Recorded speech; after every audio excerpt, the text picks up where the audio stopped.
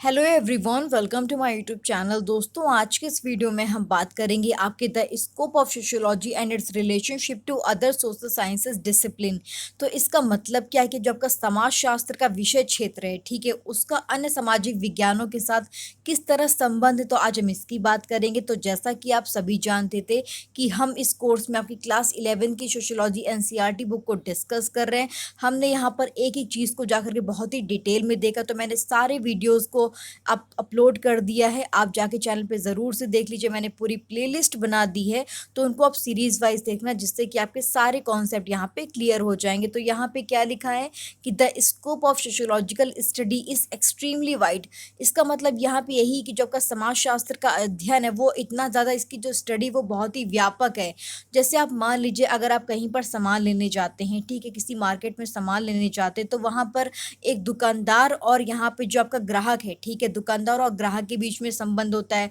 तो यहाँ पे सोशियोलॉजी उसकी स्टडी करता है। उसके बाद देखिए, जो आपका टीचर होता है और स्टूडेंट होता है, उसकी यहाँ पे बीच में जो संबंध होता है उसके बारे में बात करते हैं। जैसे आप देखिए, आप जानते हैं कि जो एक टीचर होता है वो स्टूडेंट की लाइफ में कितना ज़्यादा इंपॉर्टेंट रोल को प्ले करता है। जैसे हम देखिए, माता जी के बाद जो हमारी माँ होती है, जो हमारे पेरेंट्स होते हैं, ठीक है, उनके बाद जो हमारा दूसरे गुरु कौन होते हैं, हमारे टीचर्स होते हैं। और उनका जो इम्पैक्ट है, जो उनकी बातें होती है, वो हमारी लाइफ में बहुत ज़्यादा इम्पैक्ट करती हैं, ठीक है। तो अब इस तरह चीज़ों को समझ सकते हो। आप जानते हैं कि जो अगर टीचर है, अगर वो सही ज्ञान देंगे बच्चों को, तो जो बच्चे हैं, जो ठीक है, जो स्टूडेंट है, वो अपनी लाइफ में बहुत ज़्यादा आगे बढ़ सकते हैं। तो यहाँ पे इस पर्सपेक्टिव से देखेंगे तो यहाँ पे जो ये दोनों चीज़ें, टीचर और स्टूडेंट की, ये भी आपकी सोसाइटी में बहुत ज़्यादा इम्पैक्ट करती हैं, ठीक है। तो आपको इस तरह देखना है। उसके बाद यहाँ पे क्या लिखा है कि यहाँ पे दो दोस्तों की बात हो रही है। आपके जो दो मित्र हैं, तो उनके बीच में जो संबंध है उसके बारे में सोशियोलॉजी बात करती है। जैसे आप मान लीजिए, ठीक है, अगर आप मान लीजिए आप कहीं पर मतलब कि 10th के बाद या फिर 12th के बाद आप कहाँ जाते हैं, ग्रेजुएशन करने जाते हैं, तो किसी कॉलेज में जाएंगे या फिर सिटी के बाहर निकल करके जाते, तो आप अपनी फैमिली से दूर जा रहे हो ना। अपनी फैमिली से दूर जा रहे हो तो वहाँ पे आपको नए नए दोस्त मिलते हैं। आप हॉस्टल में रहते हो तो वहाँ पे आपको दोस्त मिलते हैं। तो उनके साथ आपके क्या संबंध होते हैं। और किसी तरह से जैसे आप किसी ऑफिस में काम करने गए, तो वहाँ पे आपको नए दोस्त मिलेंगे, तो उनके साथ आपके किस तरह संबंध है, तो इसके बारे में सोशियोलॉजी मतलब बात करता है कि मतलब, क्योंकि ये सब चीज़ें आपकी इम्पैक्ट करती ना सोसाइटी पर। क्योंकि आप देखिए ना, अगर आप किसी अलग जगह पे रह रहे हो, अकेले रह रहे हो जाके, तो वहाँ पे लोग जो है आपके साथ में रहते हैं, क्योंकि वो लोग भी अपने घरों को छोड़ करके आप आए हुए हैं। तो यहाँ पे वो लोग कहते हैं कि सब लोग एक ही रूम में, आपने देखा होगा, सब साथ में रहते। तो यहाँ पे ये सब सोसाइटी का एक तरह से फैक्टर है, ठीक है। तो ये आपको ध्यान रखना। उसके बाद अगर हम फैमिली मेंबर्स की बात करेंगे, तो यहाँ पर इसको भी स्टडी करता है सोशियोलॉजी। जैसे आप मान लीजिए, ठीक है, अलग अलग मतलब फैमिलीज होती है। जैसे आप देखिए, न्यूक्लियर फैमिली होती है, जॉइंट फैमिली होती है। तो ये जो फैमिली होती है वो भी आपकी सोसाइटी पर बहुत ज़्यादा इम्पैक्ट करती हैं। अभी तो बहुत ज़्यादा जॉइंट फैमिली नहीं है, लेकिन ठीक है, अभी तो धीरे धीरे यहाँ पर मतलब काफ़ी हद तक जो न्यूक्लियर फैमिली हो गई यहाँ पे, मतलब कि जो पति पत्नी वो रह रहे हैं और बच्चे रह रहे हैं, और जो उनके मतलब सास ससुर है वो अलग रह रहे हैं। इस तरह की चीज़ें चल रही हैं, है ना। क्योंकि यहाँ पे जब इंडस्ट्रियलाइजेशन हो, तो लोग क्या हुए थे, काम की वजह से अपना जो घर है, ठीक है, जो फैमिली, उसको छोड़ करके शहर की ओर पलायन कर गए थे।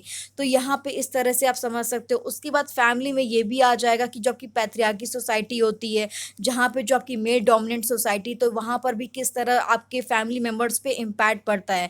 क्योंकि जो परिवार के लोग होंगे वो तो सब इंडिविजुअल है ना, ठीक है, सबकी सोच अलग अलग होगी, सबके काम करने के तरीके भी अलग होंगे। तो यहाँ पे ये सब चीज़ें क्या है, सोसाइटी के फैक्टर्स हैं। तो आपको थोड़ा सा ब्रॉडर वे में चीज़ों को देखना पड़ेगा, राइट। तो यहाँ पे मैं थोड़ा डिटेल में बता रही हूँ, ताकि आपके जो कॉन्सेप्ट है यहाँ पे क्लैरिटी हो जाए, है ना। ये नहीं कि बस खाली इधर उधर की बातें बता दी और हो गया। तो मैं यहाँ पे चाहती हूँ कि आप थोड़ा सोचना शुरू करें। आप अपने आसपास, अगर आप घर के बाहर निकलते हो, तो आप चीज़ों को देखना शुरू करो कि ये हमारे सोशियोलॉजी से किस तरह से ये लिंक करता है ना।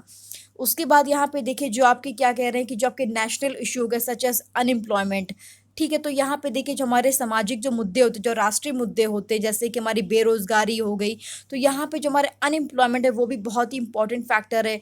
क्योंकि आजकल क्या है कि आप जानते हैं कि जो कोविड-19 है, ठीक है, कोविड-19 अभी चल रहा है, तो उसमें क्या हुआ है कि बहुत सारे लोगों की नौकरी चली गई है। आप जैसे फॉर एग्जाम्पल मान लीजिए, जैसे हम लोग देखिए पढ़ा रहे हैं, ठीक है ना, अभी बहुत सारे आपके स्कूल बंद हो चुके हैं, कॉलेजेस बंद हो चुके हैं। तो आपके जानते हैं कि बहुत सारे प्राइवेट टीचर्स भी थे और गवर्नमेंट टीचर्स भी थे। अब गवर्नमेंट टीचर्स को यहाँ पे सैलरी मिल रही है, लेकिन प्राइवेट टीचर्स यहाँ पे क्या करेंगे? तो उनके साथ क्या हो रही प्रॉब्लम हो रही है, क्योंकि यहाँ पे देखिए बहुत सारे ऐसे भी लोग वहाँ पढ़ा रहे हैं ना जिनकी ज़्यादा एज हो चुकी है, उनको टेक्नोलॉजी के बारे में नहीं पता है, उनको फ़ोन में इतना आइडिया नहीं होता है। अगर आप फ़ोन में पढ़ा रहे हो, थोड़ी आपको टेक्निकल नॉलेज होनी चाहिए। अब उनको ये सब चीज़ें कौन बताएगा जा करके? तो उनको क्या हुआ, बहुत सारे लोग को उनकी नौकरी से निकाल दिया गया। तो यहाँ पे अनएम्प्लॉयमेंट हो गया। अब यहाँ पे मतलब पॉपुलेशन ही बढ़ रही, तो बहुत सारे फैक्टर हो गए अनएम्प्लॉयमेंट के भी। तो इस तरह आप इसको सोच सकते हैं। यहाँ पे ये भी जो अनएम्प्लॉयमेंट है वो भी आपकी सोसाइटी बहुत ज़्यादा इम्पैक्ट करता है। उसके बाद आप देखिए कास्ट कॉन्फ्लिक्ट हो गया, जो आपके जाति जो संघर्ष होते हैं उसकी बात यहाँ पे की गई है।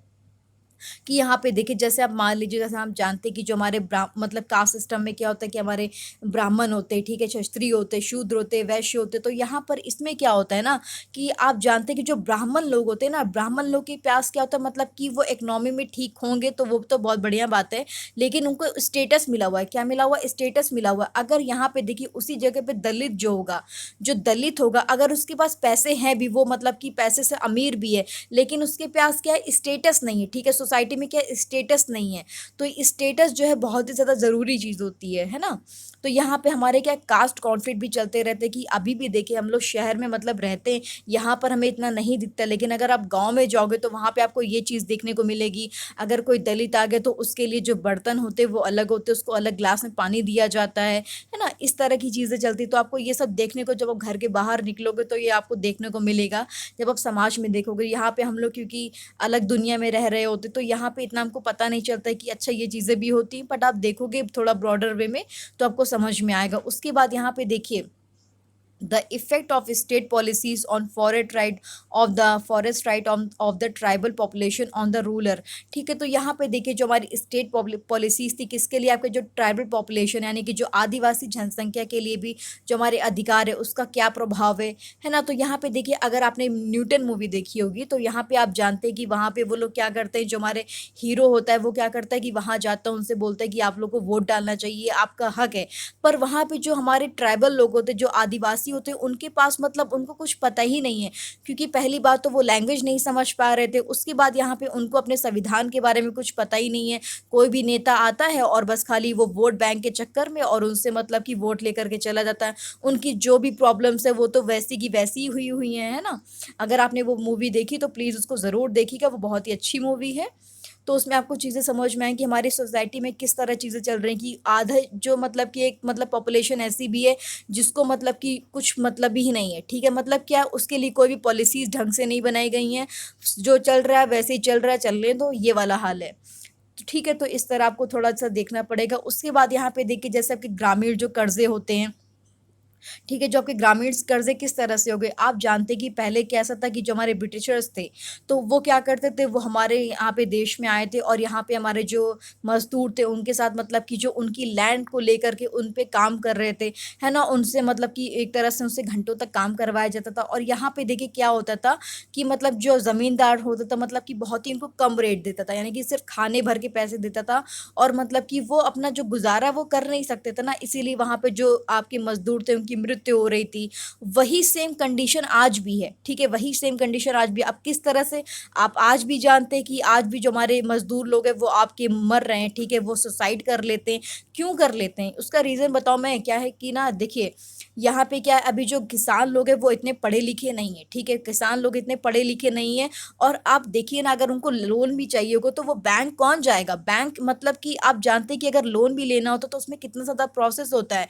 तो यहाँ पे इस तरह की पॉलिसीज़ बनाई नहीं गई कि मतलब कि जो पढ़े लिखे नहीं वो भी आराम से चीज़ों को कर सकें। तो यहाँ पे इसीलिए जो हमारे एक तरह सुसाइड रेट है किसका, आपके जो किसान का, वो भी बढ़ रहा है। तो यहाँ पे उनको मतलब कि कर्ज भी लेना होता तो उनको प्रॉब्लम होती, क्योंकि अगर वो अपने आसपास के सराउंडिंग में कर्ज लेंगे तो कोई देता नहीं था, तो वो यानी कि वो मतलब कि एक तरह से परिवार का जो एक बोझ है उसके तले वो अपने आप को ख़त्म कर लेते थे, ठीक है। तो यहाँ पे इस थोड़ा सा आपको अलग तरह से देखना पड़ेगा, चीज़ें वही चल रही हैं, चीज़ें मतलब कि जो तरीके वो सिर्फ बदल गए हैं। उसके बाद यहाँ पे देखिए क्या हुआ है कि जो आपके लेबर रेगुलेशन है, ठीक है, जो वर्किंग क्लास के वो भी मतलब एक तरह से, यानी कि जो आपके मतलब एक तरह से ठीक है, जो श्रमिक वर्ग है, ठीक है, उसका भी काफ़ी ज़्यादा प्रभाव हुआ है कि मतलब उस पे क्या लॉ लाने हैं। उसके बाद यहाँ पे देखिए हमारा क्या है कि जो आपका एक तरह से जो आपका electronic media on the young, तो यहाँ पे देखिए जो आपका एक तरह से जो इलेक्ट्रॉनिक माध्यम है उसका नौजवानों पर क्या असर पड़ रहा है। आप जानते हैं, मैं आपको एक बात बताती हूँ।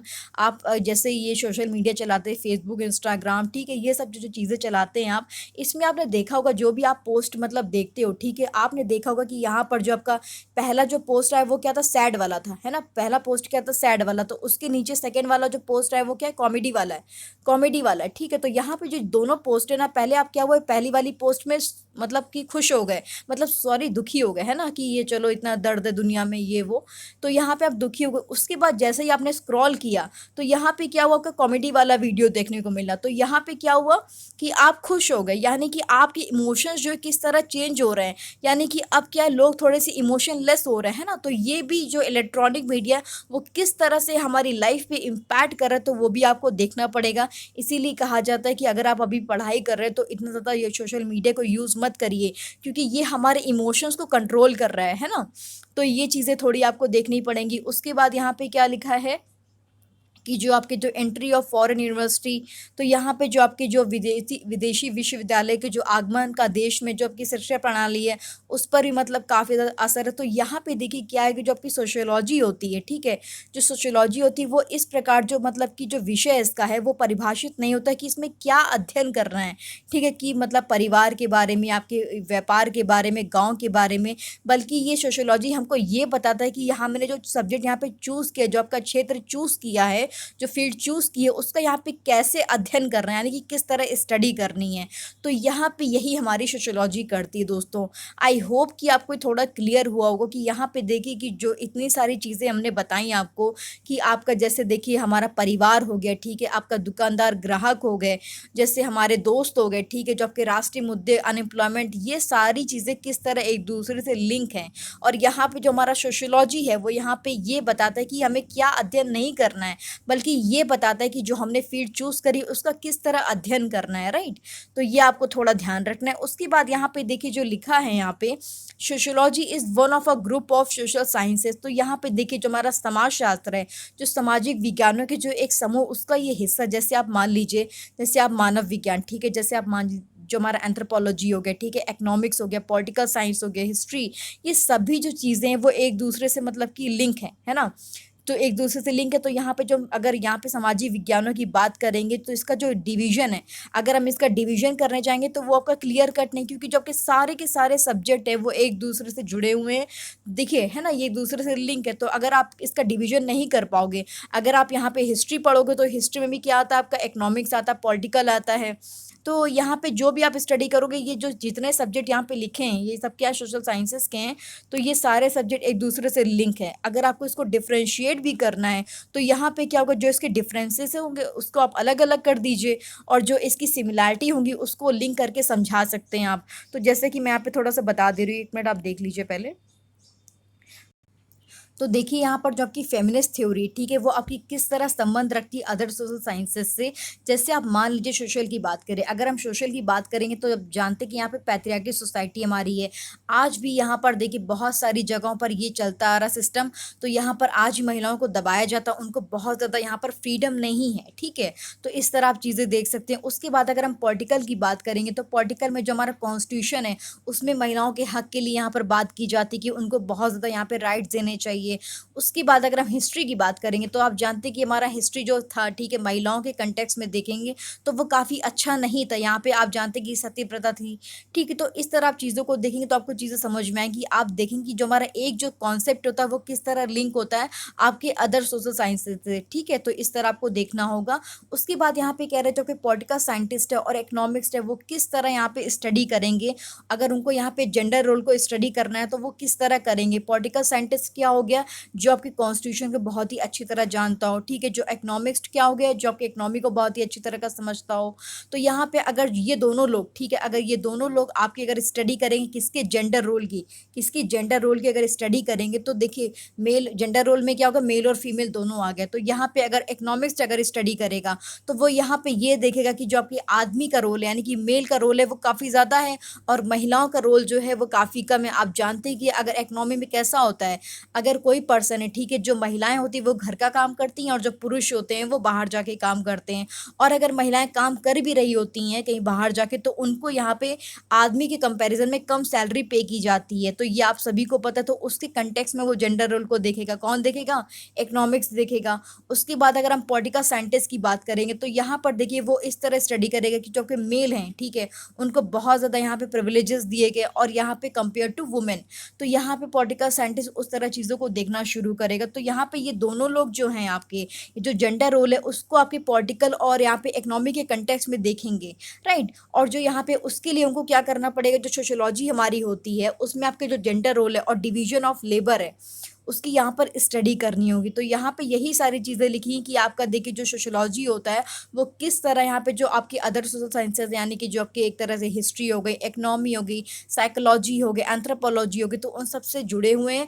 और यहाँ पर अगर अगर आपको किसी की स्टडी करनी है तो उसके लिए आपको पूरा एक तरह से होल पर्सपेक्टिव को देखना पड़ेगा दोस्तों, ठीक है। तो उम्मीद है कि आपको ये पूरा कॉन्सेप्ट यहाँ पे समझ में आ गया होगा।